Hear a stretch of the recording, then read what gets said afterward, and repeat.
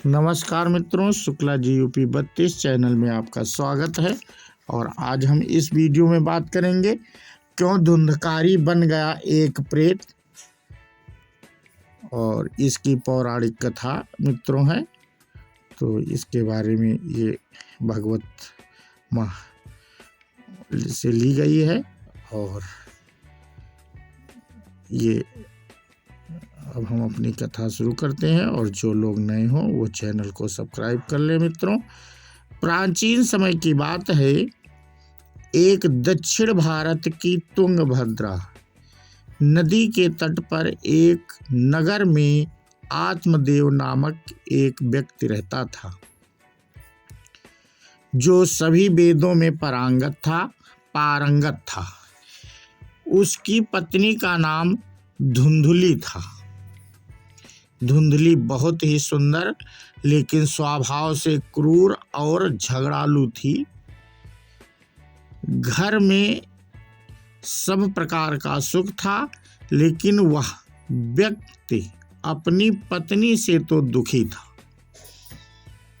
ही, साथ ही उसे कोई संतान का सुख भी नहीं था। वह चिंता में रहता था कि यदि उम्र ढल गई तो फिर संतान का मुख देखने को नहीं मिलेगा। यह सब सोचकर उसने बड़े दुखी मन से अपने प्राण त्यागने के लिए वह वन चला गया। वन में एक तालाब में वह कूदने ही वाला था कि तभी एक सन्यासी ने उसे देखकर उससे पूछा, कहो विप्र प्रवर, तुम्हें ऐसी कौन सी भारी चिंता है जिसके कारण तुम प्राण त्याग रहे हो? आत्मदेव ने कहा, ऋषवर, मैं संतान के लिए इतना दुखी हो गया हूं कि मुझे अब अपना जीवन निष्फल लगता है। संतानहीन जीवन को धिक्कार है, और मैंने जिस गाय को पाल रखा है वह भी बांझ है। या तो ठीक है, मैं जो पेड़ लगाता हूँ उस पर भी फल फूल नहीं लगते हैं। मैं घर में जो फल लाता हूँ वह भी बहुत जल्दी सड़ जाता है। इन सब बातों से मैं दुखी हो चुका हूँ। ऐसा कहकर वह व्यक्ति रोने लगता है। वह संत उसकी बात सुनकर उसके ललाट की रेखाओं को देखता है। रेखाओं को देखकर वह कहता है कि विप्रवण, कर्म की गति बड़ी प्रबल है। वासना को छोड़ दो। सुनो, मैंने तुम्हारा भाग्य देख लिया है। इस जन्म में तो क्या अगले 7 जन्मों तक तुम्हारे कोई संतान किसी पर भी प्रकार से नहीं हो सकती। तब ब्राह्मण कहता है कि फिर मुझे प्राण त्यागने दीजिए, या आप किसी भी यत्न से मुझे पुत्र प्राप्त का मार्ग बताइए। जब वह संत देखता है कि यह व्यक्ति किसी भी प्रकार से समझाने पर भी प्राण त्यागने को आमादा है, तो वह अपनी झोली से फल निकाल कर कहता है कि अच्छा ठीक है, तुम यह फल लो और इसे अपनी पत्नी को खिला देना। इससे उसके एक पुत्र होगा। आत्मदेव वह फल लाकर अपनी पत्नी को दे देता है, लेकिन उसकी पत्नी वह मन ही मन सोचती है कि यदि मैंने ये फल खा लिया और गर्भ रह गया तो मुझसे खाया नहीं आएगा और मैं मर भी सकती हूँ। यह सोचकर वह तय समय करती है कि मैं ये फल नहीं खाऊंगी। इसलिए वह आत्मदेव से कई तरह के तर्क और कुतर्क करती है। आत्मदेव के कहने पर वह फल तो रख लेती है, लेकिन खाती नहीं है। एक दिन उसकी बहन उसके घर आती है, जिसे वह सारा किस्सा सुनाती है। बहन उससे कहती है कि मेरे पेट में बच्चा है, प्रसव होने पर वह बालक मैं तुम्हें दे दूंगी। तब तक तुम गर्भवती के समान घर में रहो। मैं कह दूंगी मेरा बच्चा मर गया है और तू ये फल गाय को खिला दे।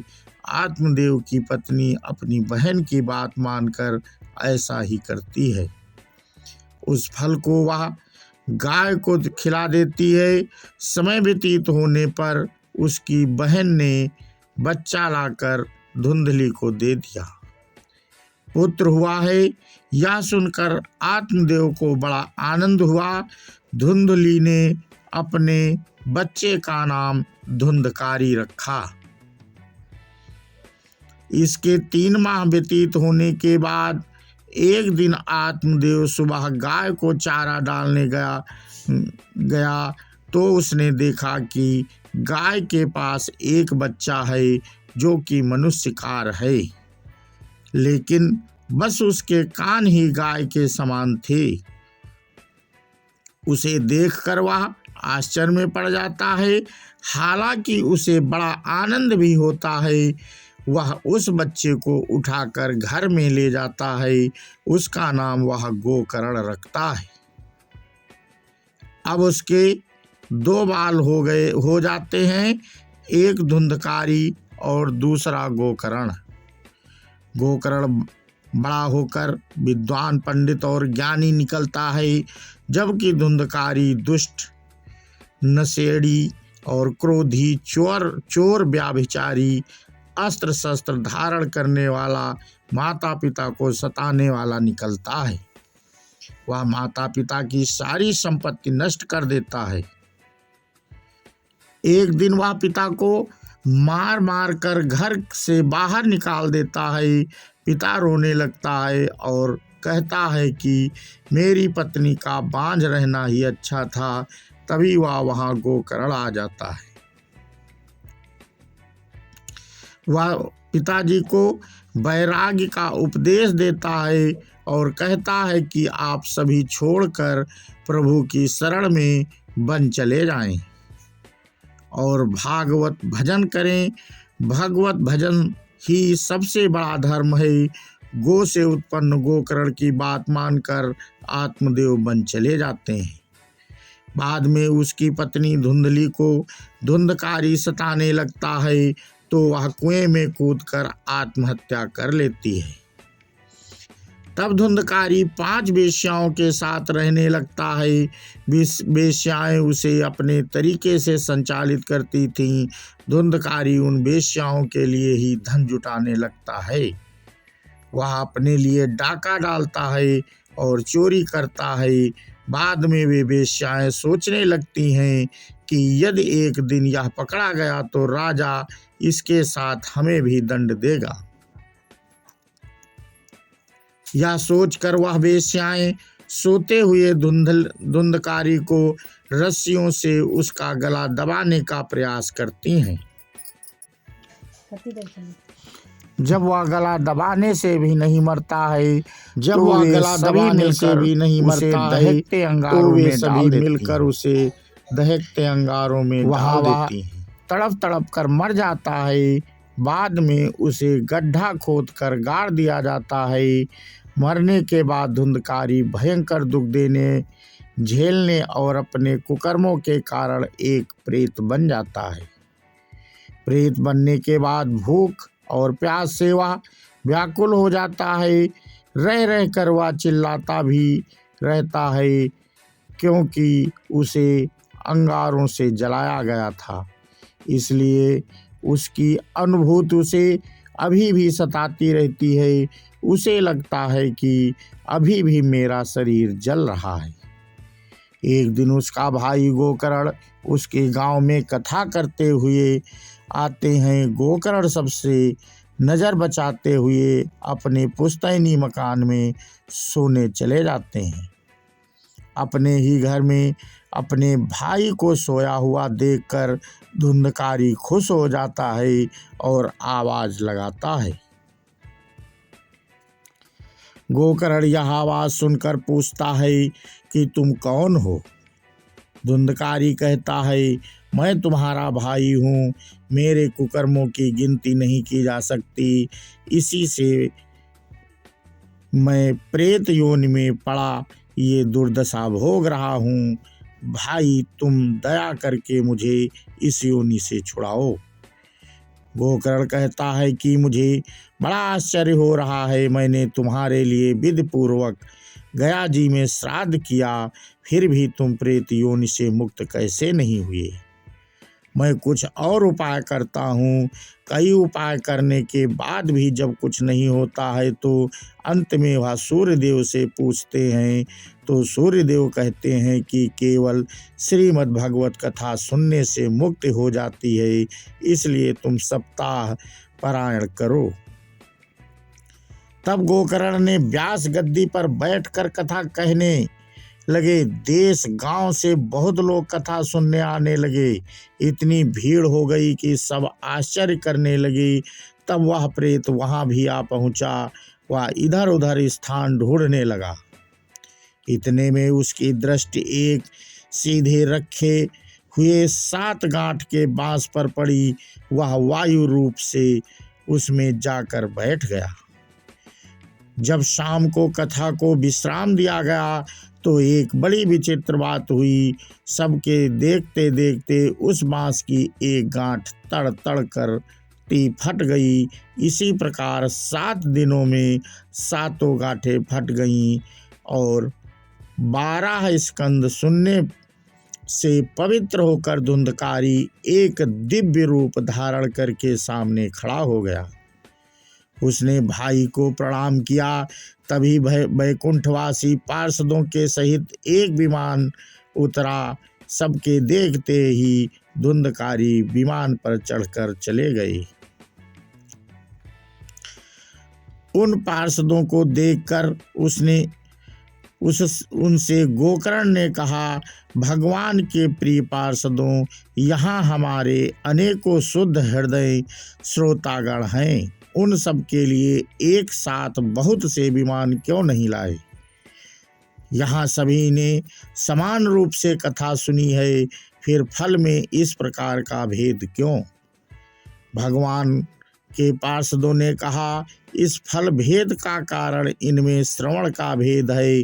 श्रवण सबने समान रूप से ही किया, किंतु इसके जैसा मनन नहीं किया। इस प्रेत ने 7 दिन तक सुने हुए विषय का स्थिर चित्त से खूब मनन भी करता रहा। यह कहकर वे सब पार्षद वैकुंठ को चले गए। श्रावण माह में गोकर्ण ने फिर से उसी प्रकार सप्ताह क्रम से कथा कही। वहां भक्तों से भरे हुए विमानों के साथ भगवान प्रकट हो गए। उस गांव में कुत्ते और चंडाल पर्यंत जितने भी जीव थे सभी दिव्य देह धारण करके विमान पर चढ़ गए। भगवान उन सभी को योग दुर्लभ गोलोक धाम में ले गए। और पूरी कहानी का निष्कर्ष मित्रों निकलता है, अपने माता पिता को कष्ट देने वाला, शराब पीने वाला, वेश्यागामी आदि पुरुष प्रेत योनि प्राप्त कर अनंत काल तक भटकते रहते हैं। अब ना हो गोकर्ण की तरह कथा सुनने वाले हैं और ना सुनाने वाले। धुंधकारी को उसके पापों की सजा तो मिली ही, साथ ही उसने प्रेत योनि में रहकर भी सजा भुगती। बाद में जब उसे पछतावा हुआ तो भागवत कथा सुनकर मन निर्मल हो गया। निर्मल मन होने से उसके सारे संताप जाते रहे। तो मित्रों, कहने का तात्पर्य ये है कि यदि आप कथा भी सुनते हैं तो ईश्वर को मनन आप अवश्य करें, नहीं तो कथा सुनने का कोई अर्थ नहीं होता है।